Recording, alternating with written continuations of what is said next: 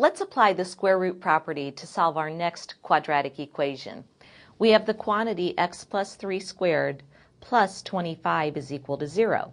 Now, in order to apply the square root property, we need to make sure that we have this quantity x plus 3 squared isolated on one side of the equation. So first we'll subtract 25 from both sides, and we'll have x plus 3 quantity squared is equal to negative 25. Next, we'll apply the square root property. When we take the square root of both sides, the square root of x plus 3 quantity squared just gives us x plus 3 is equal to, when we take the square root of negative 25, we just have the square root of negative 25. Or, remember, when you apply the square root property, you want to take the positive and the negative square root of the right-hand side.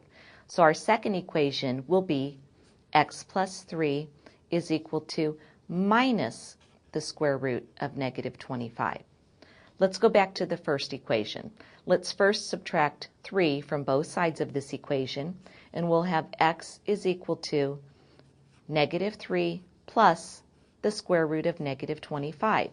Now remember, when we take the square root of a negative number, we get an imaginary number. Since the square root of negative 1 is equal to I, and the square root of 25 is equal to 5, this term, the square root of negative 25, is really 5i. So we have x is equal to negative 3 plus 5i. For our second equation, we have x plus 3 equals minus the square root of negative 25. So when we subtract 3 from both sides, we have x equals negative 3 minus the square root of negative 25. Again, we'll simplify the square root of negative 25 to 5i, and we'll have x equals negative 3 minus 5i.